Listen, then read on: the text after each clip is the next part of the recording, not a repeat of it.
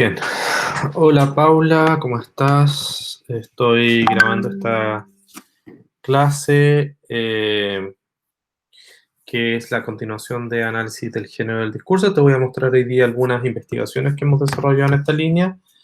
Voy a hacer algo rápido y fundamentalmente para que conozcas qué hemos investigado con un grupo que llamamos Redilegra. ¿Ya? Puedes encontrar información sobre Redilegra en redilegra.com. Lo voy a poner acá en el chat, total queda grabado, así que redilegra.com. Ahí te sugiero que mires y puedes indagar y buscar y conocer un poco lo que hacer. Entonces, voy a compartir la pantalla.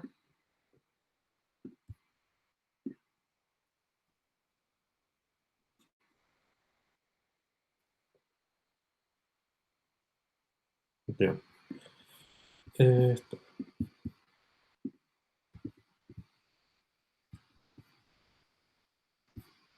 Y acá. Bien. Entonces, estábamos aquí en la parte de análisis empírico de género y aplicaciones didácticas. Habíamos visto los distintos modelos y habíamos terminado con un modelo más bien sociodiscursivo de la Escuela Lingüística del Paraíso. En torno al concepto de género, y hemos hecho algunas aplicaciones en los distintos proyectos que están aquí, que como te digo puedes ver los resúmenes, el detalle en redilegra.com. Y vamos a partir con la noción de macrogénero. Así como existe la noción de macropropósito, también existe una noción de macrogénero como un género superior que incluye, abarca una categoría abstracta, ¿cierto?, que organiza el mapa de los géneros de un ámbito determinado. ¿Ya? Por lo tanto, va a agrupar un conjunto de géneros de una especialidad, ¿ya? Y que va a compartir un propósito comunicativo, ¿ya? Es decir, distintos géneros que van a estar unidos por el propósito. Van a variar por otros aspectos, ¿ya? Como por ejemplo el modo, la relación del participante, el contexto, etcétera, pero lo que sí van a compartir es el propósito comunicativo.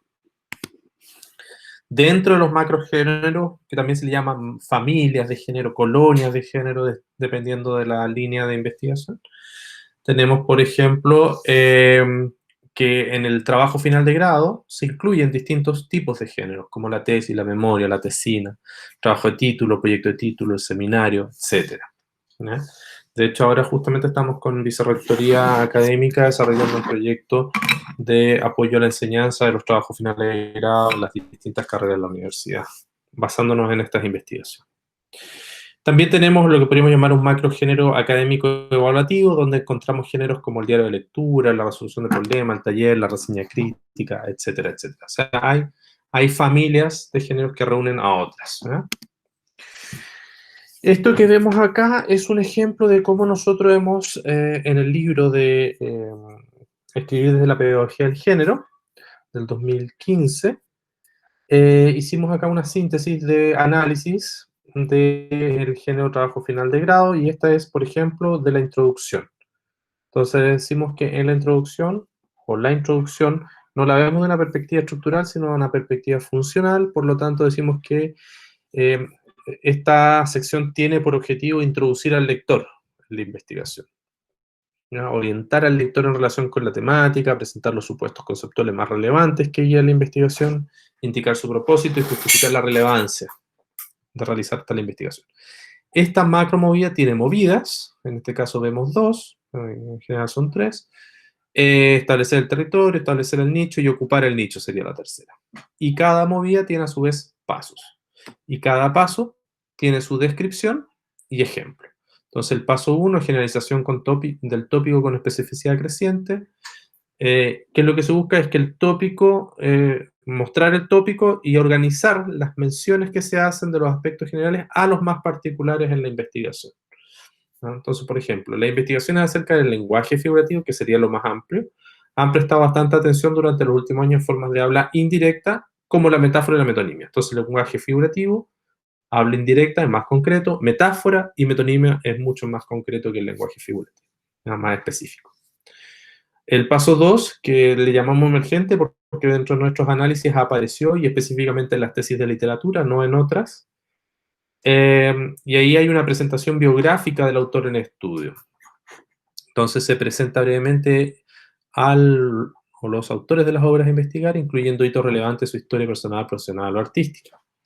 Y acá hay un ejemplo de una tesis de literatura del 2005. Dice, Patricio Mans nació en la antigua provincia de Biobío en 1937, es novelista, ensayista y poeta. Sus comienzos como escritor se remontan a 1967, cuando obtiene el premio Alerce, etcétera, etcétera. O sea, tenemos la macromovida, el nivel más alto, más abstracto, como propósitos comunicativos dentro de un género.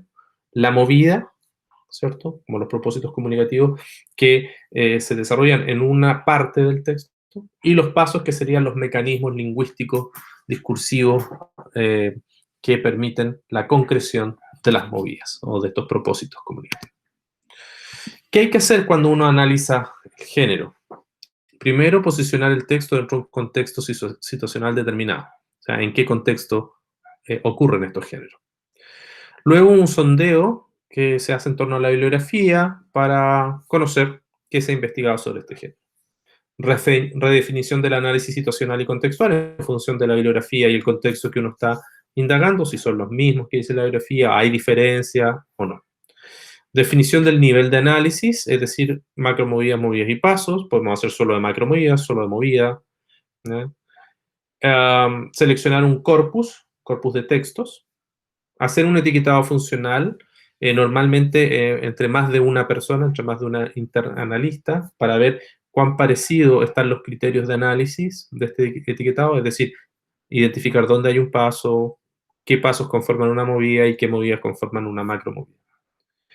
Construcción de un modelo retórico discursivo para el género completo o para una sección, dependiendo del objetivo de la investigación. Identificación de patrones léxico-gramaticales o patrones semióticos, por ejemplo, qué tipos de palabras aparecen, qué organización sintáctica ocurre allí, o semiótico en el sentido de si hay gráficos, hay ecuaciones, hay tablas, hay ilustraciones, imágenes, etc. Y lo interesante es que hay una comprobación con un especialista del campo. Normalmente hablamos de géneros disciplinarios académicos y probablemente uno no sea especialista de ese campo. Y por lo tanto, ahí siempre es bueno contar con la recomendación, la mirada de otro especialista. En cuanto al macrogénero trabajo final de grado, lo hemos definido como un trabajo de investigación escrito de carácter evaluativo acreditativo, presentado por los estudiantes universitarios al término de sus estudios como requisito para la obtención del grado académico de licenciado, magíster o doctor. Y que debe ser presentado y defendido ante una comisión universitaria de expertos para su aprobación. O sea, en definitiva, contiene todos los factores de la investigación, los factores de la escritura, y dentro de eso de los factores de la escritura, esa es una escritura no es solamente epistémica, no es solamente para aprender, sino una escritura para acreditarse. ¿Y cómo se acredita? Se acredita en la evaluación del texto, pero también en la defensa. También hay un rito de paso aquí, que es el pasar por la comisión de defensa. ¿Ya? Estas son múltiples etiquetas, tesis, memoria, tesina, que se le han dado al trabajo final de grado. Según el texto de Askejov y Swales, que hacen una redefinición del propósito comunicativo, decimos que no basta poner atención a la estructura, sino que también a la funcionalidad, es decir, a cuáles son los propósitos comunicativos que se están logrando en cada parte del texto. Si, por ejemplo, como ya mencionábamos antes, cuando hablábamos del territorio, generalización tópica con especificidad creciente en introducciones de lingüística, tenemos aquí algunos ejemplos, como por ejemplo la investigación acerca del lenguaje figurativo. Bueno, eso ya lo presentamos, ¿cierto? Lo que hace allí es hablarnos del lenguaje figurativo, después nos va a hablar de la metonimia. Establecer el nicho, pues, por ejemplo, no obstante, existe otra forma de lenguaje no literal, ese no obstante, otra forma, ya es un patrón léxico-gramatical que nos dice aquí falta algo por ser investigado. Y la ocupación del nicho normalmente es el propósito que orienta este estudio, el objetivo, ¿cierto?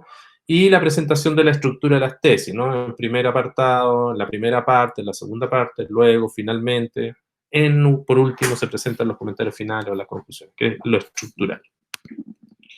Ahora, nosotros para nuestras investigaciones definimos ciertos umbrales, ciertos niveles en donde podemos decir que un paso, una movida es más prototípico o menos prototípico, ¿no? Más frecuente, optativo, infrecuente. ¿Ya? Y los porcentajes, ¿cuántas veces lo encontramos en el corpus, en definitiva? Si en un paso lo encontramos en más del 70% en el corpus, pues decimos que es prototípico. Y después según cada uno de los rangos.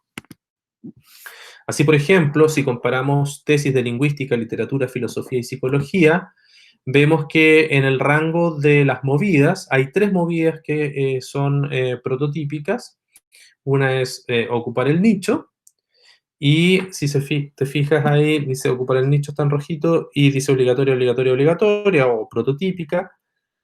Esta movida se desarrolla a través de todos estos pasos que están aquí, y en algunos casos, en algunas disciplinas, algunos pasos serán más obligatorios y otros serán más frecuentes o infrecuentes. Por ejemplo, anuncios descriptivos de la investigación, de qué se trata la investigación, se da en todas las disciplinas, pero con mayor presencia en literatura, filosofía y psicología, y algo menos en lingüística, es decir, se da menos del 70%, pero más del 50%. ¿Ya? En otros casos, por ejemplo, podemos ver que el establecimiento del valor de la investigación en literatura, filosofía y psicología es infrecuente. Este cuadrito ya de por sí nos da algunas diferencias entre las disciplinas. Por ejemplo, anuncio de los principales productos, no aparece en lingüística ni en literatura, algo en filosofía y algo en psicología. ¿Mm? O el delineado de la estructura, este parrafito al final de cada introducción que dice cómo se organizan los capítulos de la tesis. Por ejemplo, es frecuente en lingüística, literatura a veces aparece, en filosofía también es frecuente, pero en psicología no aparece nunca, o es muy, muy, muy raro que aparezca. Después, reportar resultados es obligatoria en todas las disciplinas y también tiene cierta variación en cómo se dan los pasos. Lo más raro es que aparezca en explicación de contenido de los anexos, y lo más común es que haya resultados por medio de recursos verbales y no verbales. Comentar los resultados, o sea, interpretarlos, ¿cierto? Comentarlos, tenemos que es obligatorio, aparecen todas. Y la interpretación misma es muy frecuente e incluso obligatoria o prototípica, pero hay otros como, por ejemplo, justificación de los resultados, es muy infrecuente. Aparece, pero es infrecuente. Así como también vemos que en algunos casos se dan muchos pasos, menos del 30%. Por ejemplo, explicar los contenidos de los anexos en los resultados, la justificación de los resultados, la presentación de nuevos hallazgos en la discusión, o la justificación de la relevancia del tema en la conclusión, son infrecuentes en todas las disciplinas que investigamos en este trabajo. Bueno, después de ese análisis, nosotros hacemos una metáfora gráfica, ¿cierto?, de cómo se organizan las macromovidas y las movidas, ¿no? Tenemos una organización que podríamos llamar más bien satelital, en donde tenemos la macromovida como el núcleo y tenemos los propósitos comunicativos en torno a esa macromovida, y después cada paso en torno a cada movida. Y así identificamos 5 macromovidas, 5 macromovidas, perdón, digo, 5 macromovidas, y ahí tenemos 18 movidas y 65 pasos. Acá, luego, quisimos comprobar si lo que habíamos encontrado en estas carreras de filosofía, psicología, lingüística y literatura se da también en otras disciplinas, y comprobamos con ingeniería civil informática, ¿ya? Una disciplina más tecnológica. Entrenamos a nuevos analistas para que marcaran los textos. Hicimos entrenamiento para que supieran de qué conversaban, de qué estábamos hablando cuando tenían que hacer este etiquetado. Se hizo un reanálisis y después se evaluó la aplicabilidad del modelo para ver si es que efectivamente en las tesis de informática aparecían las mismas movidas y pasos que en las otras disciplinas. En términos de validación, aquí tenemos solamente las macromovidas y las movidas, pero en general, si te fijas aquí, en la introducción se dan casi todos, algunos un poco más optativos frecuentes, y en informática es prototípica. En la macromovida 2, presentar la investigación previa, se da sintetizar la información a presentar y establecer el territorio temático como lo más frecuente. Crear el nicho de investigación no se hace en la parte teórica, en las otras disciplinas sí. Exponer los procedimientos metodológicos se da en todas partes. Fíjate que acá en literatura y filosofía, por ejemplo, es muy infrecuente todo lo que tiene que ver con metodología. En cambio, en informática es prototípico o frecuente. La macromovilidad 4, dar cuenta de los resultados y su interpretación en el contexto de la investigación. Vemos que las tres primeras, presentar información preparatoria, reportar resultados, interpretar resultados, se da con cierta frecuencia e incluso prototípicamente, pero lo que no se da es evaluar el estudio. Es interesante porque evaluar el estudio no se da ni en lingüística ni en literatura, es infrecuente en filosofía y en psicología a veces aparece un poco más que en las otras disciplinas. Y finalizar discursivamente la investigación, o sea, concluir la investigación, no se da de manera prototípica como pasa en psicología y en algunos aspectos en lingüística, pero sí siempre está presente, es optativa frecuente. Por lo tanto, podríamos decir que los trabajos finales de grado en informática tienen una macromovida 1 con todas sus movidas, con todos los propósitos comunicativos que hemos identificado en el modelo. La macromovida 2 se da con las dos primeras fundamentalmente, sintetizar información y establecer el territorio. Con la macromovida 3, que es exponer los procedimientos metodológicos, en general se da con todas porque es prototípica, optativa frecuente. En dar cuenta de los resultados, la única que podríamos decir que no se da efectivamente o que se da muy poquito es evaluar el estudio, y eso es común en todas las disciplinas. Y para finalizar, para concluir, siempre la consolidación, la evaluación y exponer las implicaciones aparece de manera frecuente. Por lo tanto, podemos decir que el modelo sí da cuenta de cómo se organizan las tesis de informática. Este es el modelo completo. Aquí está en el artículo que te puse también en el aula. Se hace un modelo retórico discursivo, macro género, trabajo final de grado de licenciatura. Y aquí están cada una de las movidas con cada uno de sus pasos. Entonces, ¿qué podemos decir de este modelo? Este es un modelo que podríamos llamar o calificar de exhaustivo. Permite complementar el estado del arte, es sobre análisis de género, porque antes no existía, no había nada tan ordenado como lo que presentamos acá, y desde una perspectiva funcionalista para la tesis completa, que es un gran desafío, porque las tesis tienden a ser, en general, varias hojas, ¿no? Muchas hojas, mucho texto.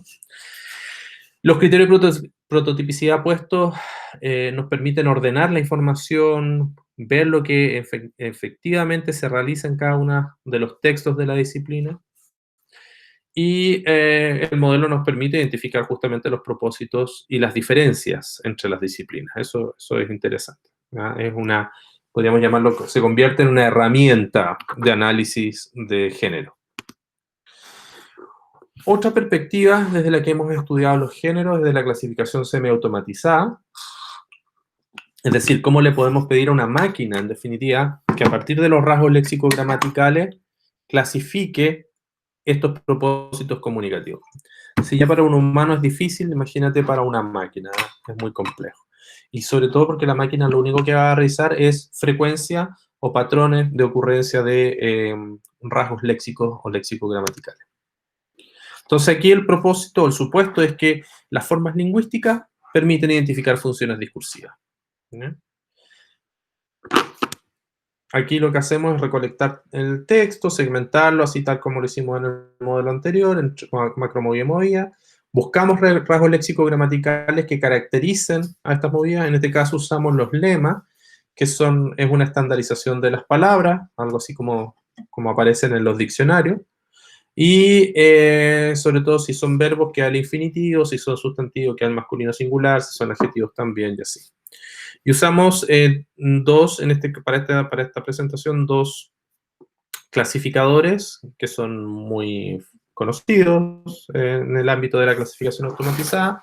Uno es probabilístico, el Bayes ingenuo, y el otro es vectorial, el Support Vector Machine se llama, ¿ya? O máquina de soporte vectorial, con un algoritmo específico para la herramienta que usamos, ¿ya? Que maximiza justamente la clasificación para tener mejores resultados. Entonces, ¿qué tenemos acá? Si hacemos la caracterización, aquí estamos estudiando 190 textos, 190 trabajos finales de grado, entre los años 2009 y 2013. Es una muestra estratificada, o sea, es decir, no todos tienen la misma cantidad de textos, porque, bueno, no en todas las disciplinas se escriben la misma cantidad de tesis, justamente por eso. Si vemos aquí en términos de palabra, informática es el que más palabras tiene, seguido de psicología, kinesiología lingüística, agronomía, que son las disciplinas que estábamos estudiando en este caso particular. Y si vemos eso, el total de palabras tiene diferencia con el total de... lo que vemos aquí son las palabras por movida, en total, ¿no? Se fija, el marco teórico siempre tiende a tener más palabras, los resultados también. ¿Qué es lo que hicimos? Primero usamos lo que llamamos los atributos superficiales, es decir, el número y el largo de caracteres, de palabras, de oraciones, de párrafos.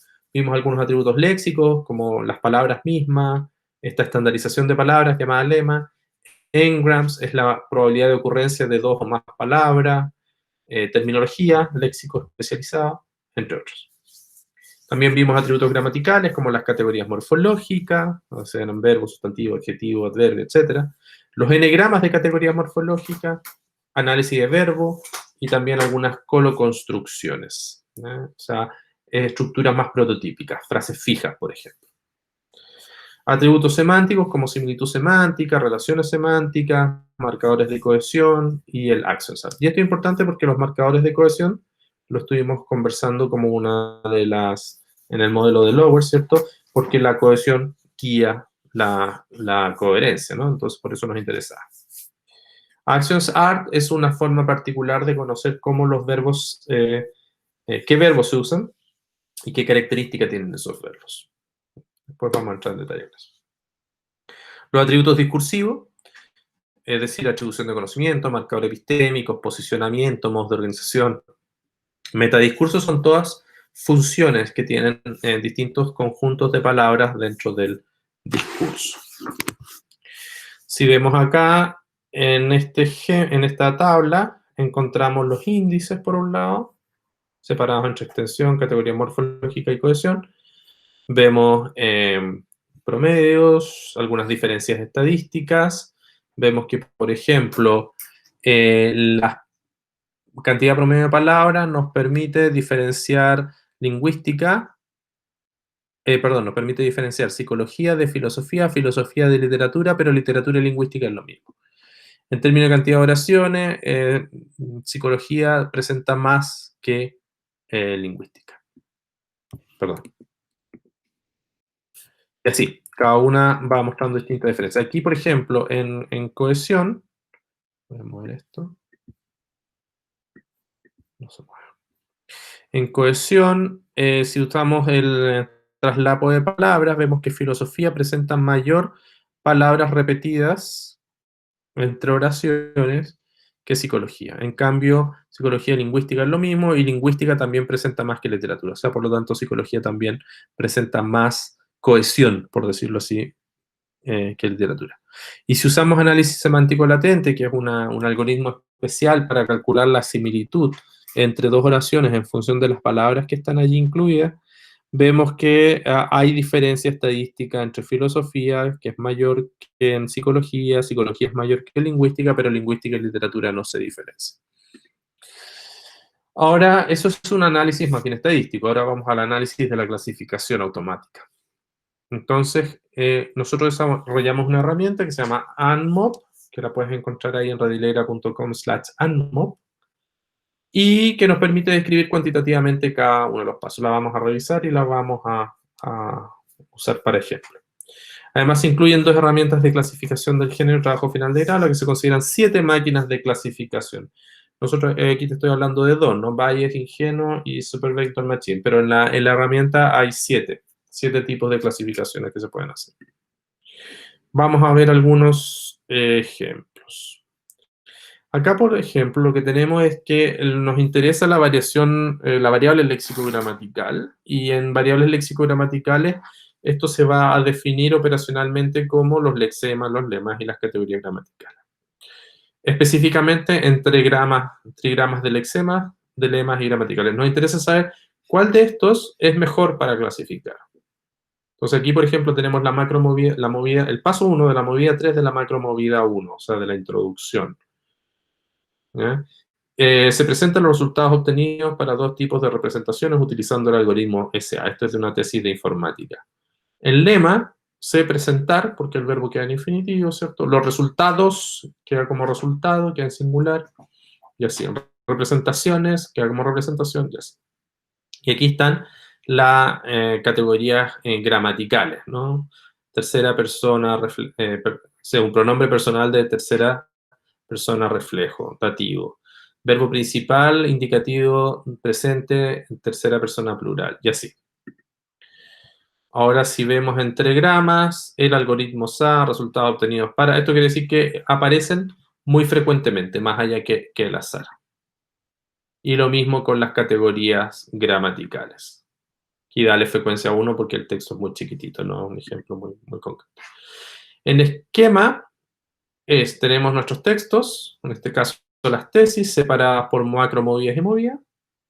La representación va a ser por lexemas y por categorías gramaticales. Tenemos dos máquinas de clasificación y vamos a evaluarla con lo que se llama F1 y capa, es decir, la relación entre precisión y exhaustividad, y capa es como si usáramos otro analista, usamos una técnica que simula un analista para saber si estamos de acuerdo, o sea, la herramienta está de acuerdo con otros o no. Ya vamos a explicarlo a ver.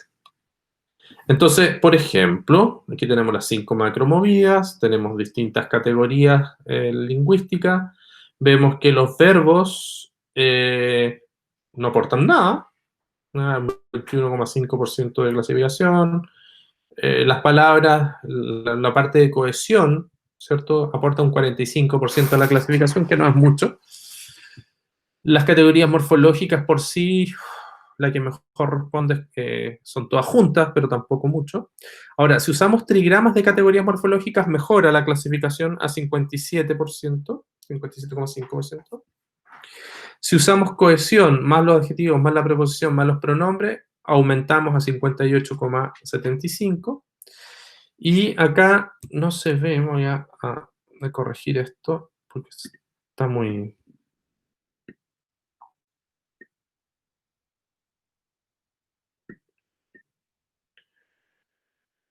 A ver.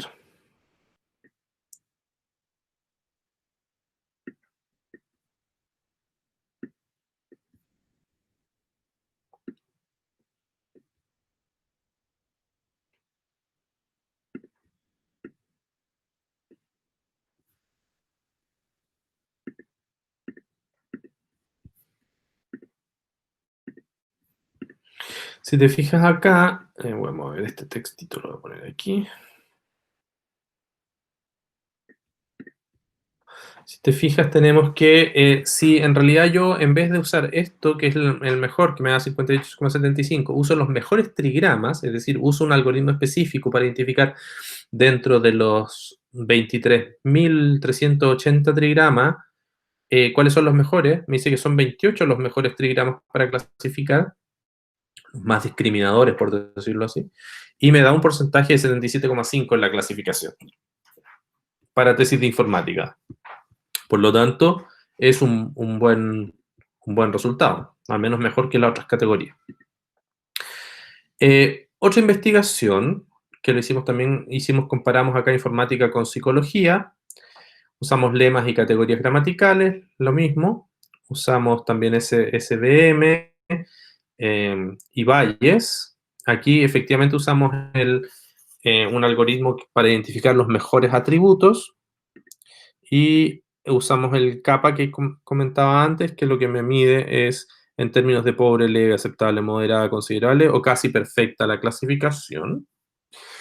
Y vemos que, por ejemplo, en términos de las movidas, 1, 2, 3, 4, 5, y el promedio de tanto de, en este caso es informática, con los dos temas de clasificación, las dos máquinas de clasificación. En general, Bayes es mejor para la movida 1, también para la 2, pero no para la 3, ni para la 4, ni para la 5. Y ahí es mejor SVM. Aunque en general, sobre todo los puntajes son bastante altos. O sea, SVM se pierde acá. ¿Ya? Eso quiere decir que no es muy buena para clasificar la macromovida marco teórico. Probablemente porque hay demasiadas palabras también, hay mucha información. ¿Ya? En cambio, en estas otras hay menos información y es más sensible. Ahora, en promedio funciona mejor Bayes que SVM. O sea, una visión probabilística, ¿no? Lo mismo hicimos con psicología, se repite el resultado. Las máquinas de clasificación probabilística tienden a ser mejores que las vectoriales en este caso. Ahora, como decía, nosotros tenemos 7 máquinas de clasificación en la herramienta ANMOP, que la voy a mostrar en un momento más. Y también hay una ayuda en la página de Redilegra en herramientas que se puede encontrar ahí también ANMOP, y ahí hay información en un video específico de cómo usarlo. Tenemos 3 máquinas vectoriales, 2 probabilísticas, redes neuronales, árbol de decisión, hay distintos atributos, etc. ¿Ya? Podemos clasificar por oraciones, por párrafo. Tenemos aquí 2 técnicas que son una de balanceo y otra de que clasifique muchas veces para sacar el promedio, y con eso estamos más seguros de que la clasificación es óptima. ¿Ya? Estos son representaciones de cada uno de los algoritmos que estamos usando. Entonces, por ejemplo, si queremos clasificar las macromovidas en lingüística, tenemos 7 modelos, 3 atributos, 2 representaciones, son 66 rondas de clasificación. O sea, a mano esto no lo podemos hacer, por eso es bueno tener estas herramientas computacionales que nos permiten hacer. Ahora, si tomamos las 5 disciplinas, son 330 clasificaciones. Y la pregunta es, de estas 330, ¿cuál es la mejor configuración para cada una de las macromovidas y las movidas? Aquí tenemos, por ejemplo, para las macromovidas en lingüística, encontramos que, sobre todo para aquí está el total, lo que está en negrita aquí son las clasificaciones correctas, lo otro sería todo lo incorrecto. Tenemos 15.451 oraciones, usamos 3 gramas léxico a nivel de oraciones con el Super Vector Machine, con 10 scaffold, o sea, hicimos 10 clasificaciones y sacamos el promedio, o sea, el resultado que mostramos acá es un promedio. Y lo que vemos es que es de un 0,56, con un kappa de 0,6, por lo tanto es bastante bueno. ¿Ya? Se demoró 1 minuto en la clasificación, ahí lo vamos a ver. En términos de kappa es lo que podríamos llamar considerable. Por lo tanto, quiere decir que automáticamente podemos considerar con un buen nivel, no excelente, pero con un buen nivel de clasificación. Ahora, si separamos, porque si te fijas acá, la macromovida introducción y la macromovida conclusión tienen muy poquitas palabras en relación con el resto. Entonces, si las separamos, las dejamos fuera y clasificamos las 2, 3 y 4 y dejamos fuera 1 y 5, ahí sube a 0,789, ¿ya? Lo cual es muy bueno. ¿Ya? Y después comparamos M5 y, M1 y M5, también tenemos muy buenos resultados. Por lo tanto, aquí se desarmó un poco vamos a ver si lo podemos armar.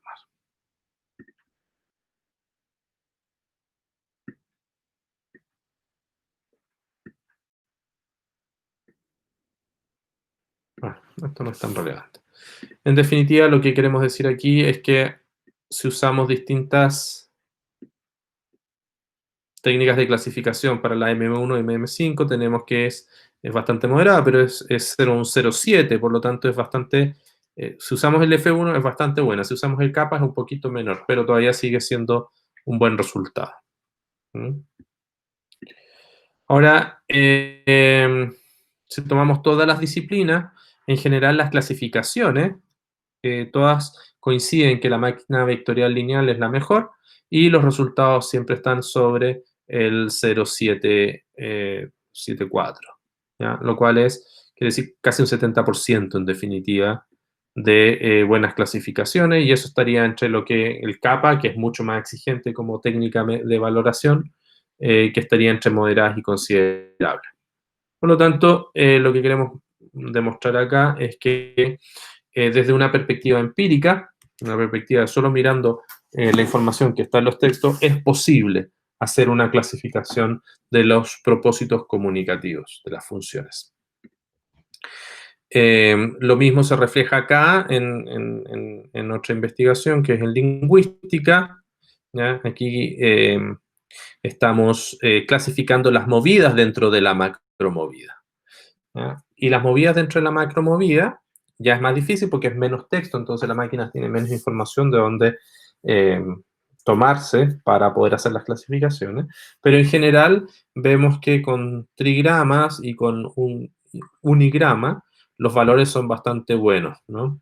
Sobre el azar, digamos, al menos, ¿ya? Entonces tenemos aquí una valoración que es más bien moderada a incluso considerable en el caso de unigrama, ¿no? En el caso de las otras disciplinas, para diferenciar las movidas 1, 2 y 3 de la macromovida 1 de la introducción, vemos que siempre es el trigrama o el unigrama de palabras aisladas, lo cual es muy bueno porque eso quiere decir que no hay que hacer ninguna transformación computacional de la información con técnicas vectoriales lineales. Ahora, en general los resultados son también entre moderados y considerables. Vale decir que llegar a casi perfecto es muy difícil, sobre todo para una máquina, ¿no? Ahora si vemos la conclusión y hacemos lo mismo, el mismo ejercicio con la conclusión, aquí bajan un poco los niveles y quedamos en aceptable, estamos también en 0,59, casi 6, ¿ya? Y eso quiere decir que nos acercamos, pero con un rango inferior en términos de la predicción que podemos hacer con la máquina, ¿ya? Por lo tanto, hay que mejorarlo. En las otras disciplinas, cuando vemos la conclusión, la macromovida conclusión y cada una de sus movidas, vemos que también estamos entre moderado y considerable, con 0,5 sobre 0,5 en el F1, ¿ya? Y con un kappa, sí, más bien moderado. Ahora, esto ya nos dice que efectivamente es posible usar herramientas computacionales para clasificar las movidas dentro de las macromovidas y las macromovidas dentro del género, ¿ya? O del corpus, en este caso de texto. Estamos trabajando con textos. Bien, esos son como temas empíricos, análisis empírico de clasificación. Ahora, ¿qué hacemos con esto? Antes de pasar al próximo tema, que es más la perspectiva más didáctica, voy a mostrarte un poco cómo funciona la herramienta. Uno entra a redilegra.com/anmo.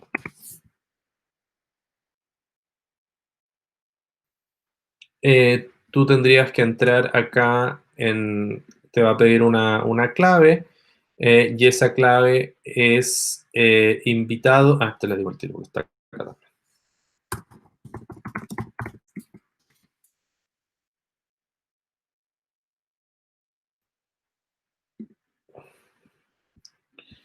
Esa clave es visitaclass@redilegra.com y la contraseña es visitaclass.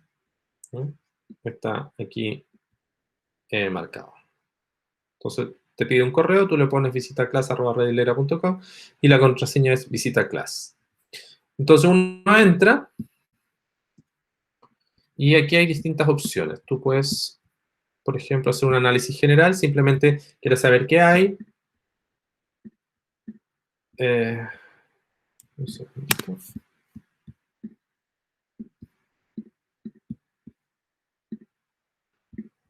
Por supuesto no funciona.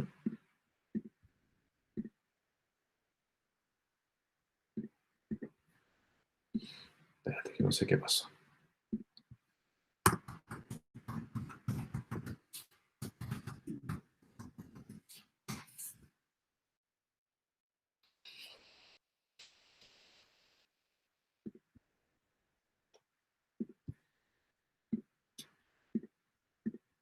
Bueno, no te lo voy a poder mostrar. En todo caso, vamos a mirar el video acá porque en el video está la explicación. Uno ingresa, ¿cierto? Acá lo puedes ver. Uno ingresa y pone su correo, en este caso el correo que te puse de visitaclass@redilegra.com y visitaclass como palabra clave. Elijo el género, que en este caso es trabajo final de grado, podría ser cualquiera de las disciplinas. En este caso lingüística, aquí estoy marcando las macromovidas. Puedo ver los documentos y puedo clasificar sea por fragmentos o por oraciones.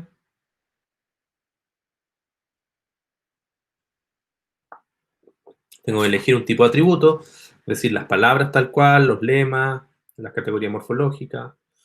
Hay que elegir lema y puedo elegir cualquiera de las máquinas de clasificación. Elijo, por ejemplo, lineal, que es la que mejor rendimiento nos ha dado. Puedo elegir n-gramas, es la probabilidad de ocurrencia de 2 o más palabras, en este caso de 3 palabras. Voy a poner que haga 10 clasificaciones antes de darme el resultado promedio, que balancee las clases, porque a veces hay muchos ejemplos de una y pocos ejemplos de otra. Lo que entrega es una matriz, que a esto le llamamos matriz de confusión, y te entrega los resultados en términos de precisión, de exhaustividad, de porcentaje correcto de clasificación, F1, que es un promedio entre precisión y exhaustividad, recall, el kappa que hemos estado viendo y el tiempo. Se demoró, en este caso se había demorado casi 3 minutos, y si te fijas, los resultados son bastante buenos. Además entrega gráficos de cada una de las medidas que se están usando, como para ir viendo en qué clasificaciones mejoró el rendimiento y en qué clasificaciones empeoró. Acuérdate que el resultado es un promedio de estas 10 clasificaciones. Y que vaya clasificando mejor o peor en cada una de las clasificaciones depende de la probabilidad con la que toma cada uno de los ejemplos. Aquí hacemos lo mismo, pero en vez de macro movida usamos movida. Elegimos la introducción y las movidas de la introducción. Vamos a clasificar también, bueno, ahí están los ejemplos.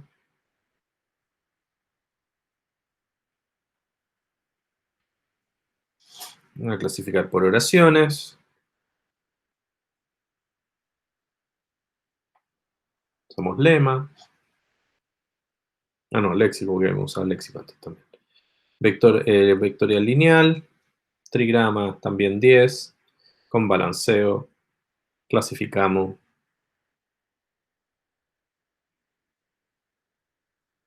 Y aquí tenemos el resultado.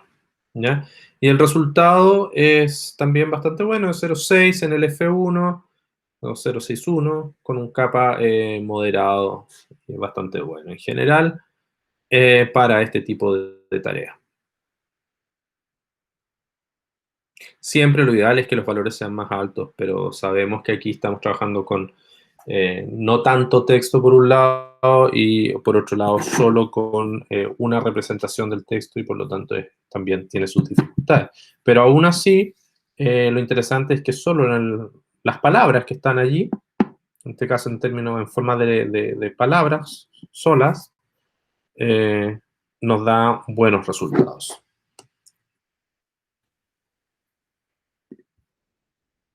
Bien. Ahora,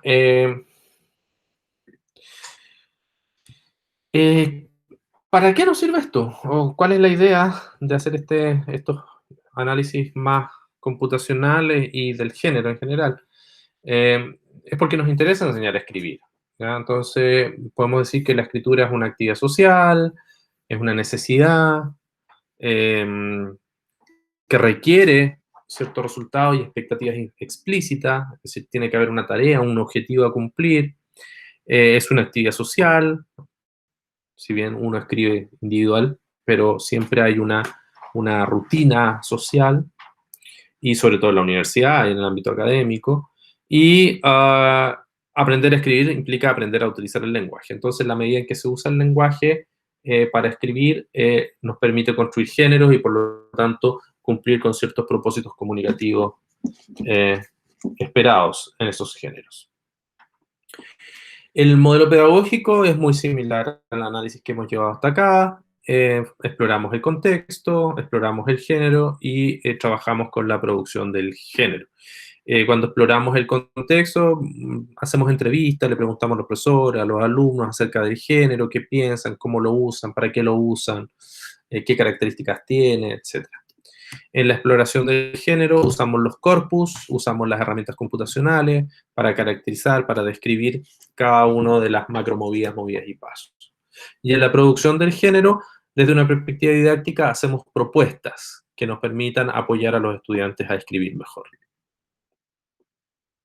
Antes de enseñar, siguiendo Rod o Bawarchi-Raif, reconocemos cuáles son las etapas de análisis del género y para eso justamente hacemos recolección del género, identificamos en qué lugar se usa, vemos cuáles son sus regularidades, por eso también las máquinas computacionales nos ayudan a identificar las regularidades, ¿ya? Y cuáles son las relevantes y cuáles no, en qué contexto.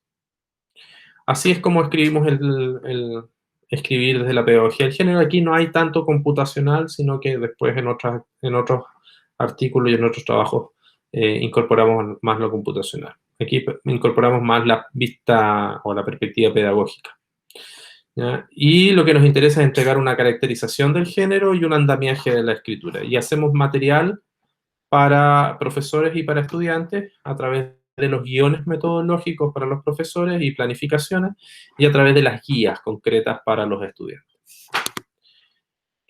También llevamos a cabo algunas intervenciones pedagógicas con estudiantes de psicología y de informática que están trabajando sus tesis. Para eso hicimos entrevistas, hicimos análisis de las tesis que han escrito o que habían escrito por la etapa llamada diagnóstico. Luego organizamos en 8 sesiones, en un semestre, en definitiva, cada 2 semanas, las sesiones presenciales con un tutor guía y con las guías mismas. Y mientras ellos escribían, iban teniendo retroalimentación virtual a través de la herramienta Didanmob, que también es ASMOB, pero es una versión en donde los sujetos escriben y pueden recibir comentarios de sus tutores. Y luego hacemos seguimientos, reuniones para hacer seguimiento de cómo le ha ido en el proceso de la escritura. Cada guía está organizada en este caso son las guías de informática, por ejemplo. Cada disciplina tiene su organización propia, pero fundamentalmente hay una guía 1 que habla de cómo se organiza y cómo se funciona y estructura el género. Hay una guía 2 que tiene que ver con la introducción, una guía 3 con la indagación bibliográfica, la 4 con procedimientos metodológicos, la 5 con resultados, cómo se presentan los resultados y cómo se presentan las conclusiones, los comentarios finales. Hay toda una guía de revisión final que tiene que ver justamente con la autorregulación de la escritura y las estrategias de oralidad, porque en este caso particular nos pidieron que les ayudáramos también no solo a escribir, sino a presentar oralmente sus trabajos.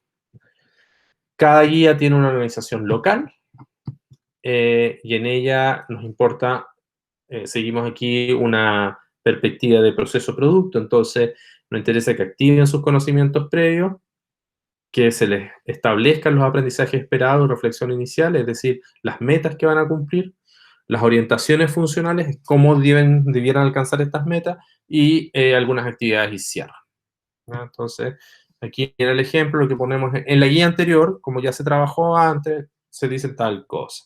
Esperamos que, ¿cierto? Bueno, no esperamos que logres escribir tal y cual cosa. Aquí está justamente el objetivo, que identifiques la organización funcional de la macromovida, que elabores el apartado escrito de la macromovida, que reflexionen, y ahí se hacen unas preguntas de orientación funcional. Se les presenta el contenido, es decir, cómo se da cada movida en su disciplina, cada paso, se explica, se define, se explica, y luego hay ciertas actividades de cierre que tienen que ver justamente con el proceso de escribir. Y siempre hay un cuadrito de monitoreo, ¿ya? Monitoreo y autorregulación, en donde los sujetos tienen que revisar lo que han escrito fundamentalmente. Aquí está más claro para la introducción, las 3 movidas con cada uno de los pasos. Hicimos algunas evaluaciones de estas intervenciones pedagógicas y encontramos en términos de 3 categorías, el impacto, la evaluación y los productos. Queríamos saber cómo lo veían los estudiantes. Este es un cambio drástico, un ejemplo de estudiantes de informática. Entonces, por ejemplo, dice, en este trabajo proponemos un enfoque que utilizará la descomposición modal empírica original y ensambla con el fin de extraer las funciones modales intrínsecas de las vibraciones para luego extraer características de estas. En una primera instancia, extraeremos características por medio estadístico y un posterior análisis por medio de valores propios. Luego, gracias a esta característica, utilizaremos el aprendizaje profundo para encontrar patrones en las señales que nos sean útiles al momento de la clasificación. Este aprendizaje constará de una etapa de preentrenamiento en autoencoders sparse. Finalmente, gracias a una red neuronal profunda, podremos clasificar los diversos tipos de fallas. Aquí vemos que hay distintos tipos de dificultades en esta versión, ¿no? Hay reiteración de palabras, falta de claridad en el uso de los tiempos verbales, reiteración, correferencia sin un referente claro, faltas de ortografía, etcétera, etcétera. En cambio, en la versión 2, que en realidad no es una versión 2, es una versión bastante más avanzada, pero aquí la ponemos como versión 2, dice, en esta investigación se presenta un modelo de detección de fallas en rodamientos que utiliza el método de análisis de señales de la descomposición modal empírica y un diagnosticador basado en el aprendizaje profundo. La descomposición modal empírica se utiliza con el propósito de extraer las oscilaciones incrustadas en la señal de vibración del rodamiento que no son identificables por los métodos tradicionales de análisis de señales. En este sentido, las oscilaciones encontradas en la señal de vibración serán utilizadas para realizar una extracción característica por medio de métodos estadísticos. Luego, estas se utilizan de entradas al modelo de aprendizaje profundo con el fin de encontrar patrones que sean útiles al momento de detectar y clasificar desperfectos presentes en los rodamientos.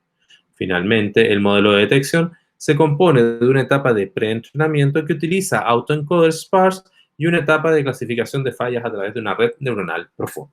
Entonces, en definitiva, el segundo párrafo está mucho mejor escrito, los marcadores secuenciales están más claros, no hay faltas de ortografía, no hay reiteración, ¿cierto?, de palabras que no corresponda, hay un buen uso de la terminología, etcétera, etcétera.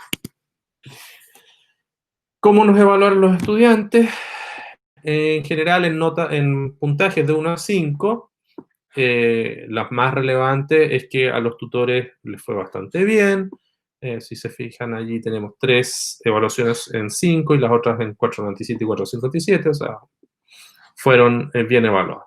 ¿Cuáles han sido los avances? Han mejorado las habilidades de escritura, han mejorado el aprendizaje, han mejorado las competencias profesionales académicas y los profesores ven mejora en la escritura de textos técnicos.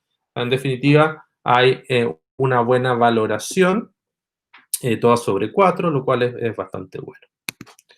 Después, ¿qué nota le pondrías a la tutoría de escritura? Un 6.54, de 1 a 7, que es bastante bueno.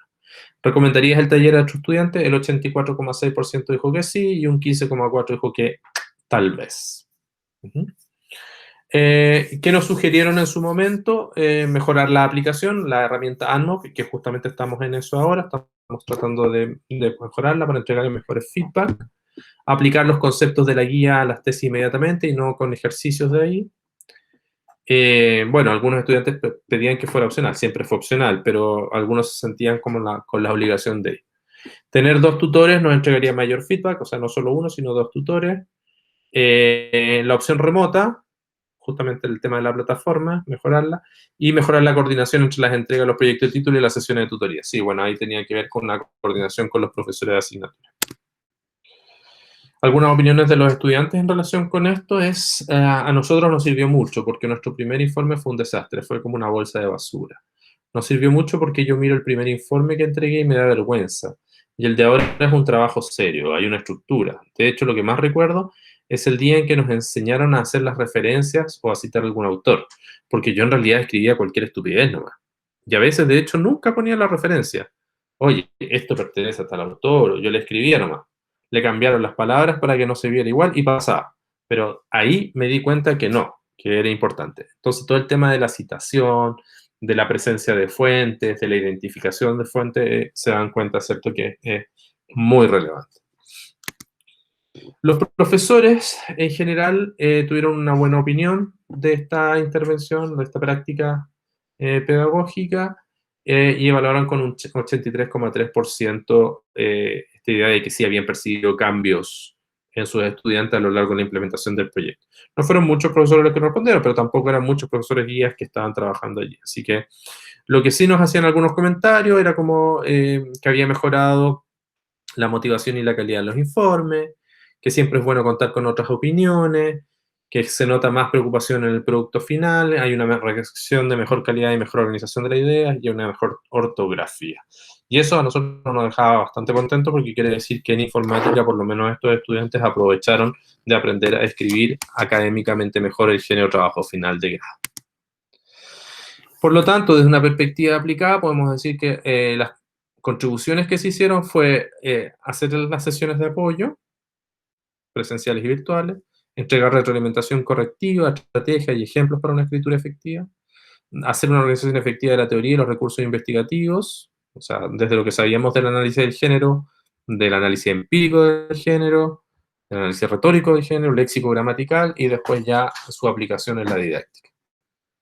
Logramos obtener productos con mejor calidad de escritura por parte de los estudiantes y esto les ayudaba efectivamente a que les fuera mejor en sus notas y también a que pudieran transmitir mejor el conocimiento que estaban indagando. Y efectivamente hay una apropiación a la escritura académica como una competencia profesional, porque, bueno, estos mismos estudiantes después también nos decían que en la medida que aprendían a escribir su trabajo final de grado también les ayudaba a escribir informes que después eran muy pertinentes en su vida profesional. No vamos a hacer esta actividad, pero en definitiva es cómo podemos analizar una tesis.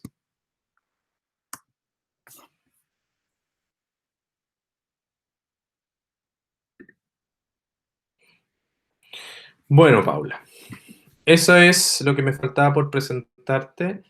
Voy a ver qué pasó con la herramienta para poder mostrarte ya con más específicamente cómo se usa la herramienta, a ver si podemos hacer unos ejercicios con ella. Por favor, lee los artículos que te comenté que están en el navegador y en la próxima vez que nos juntamos me hacen las preguntas sobre este tema. Voy a dejar de compartir, voy a dejar de grabar y que te vaya muy bien. Cariños.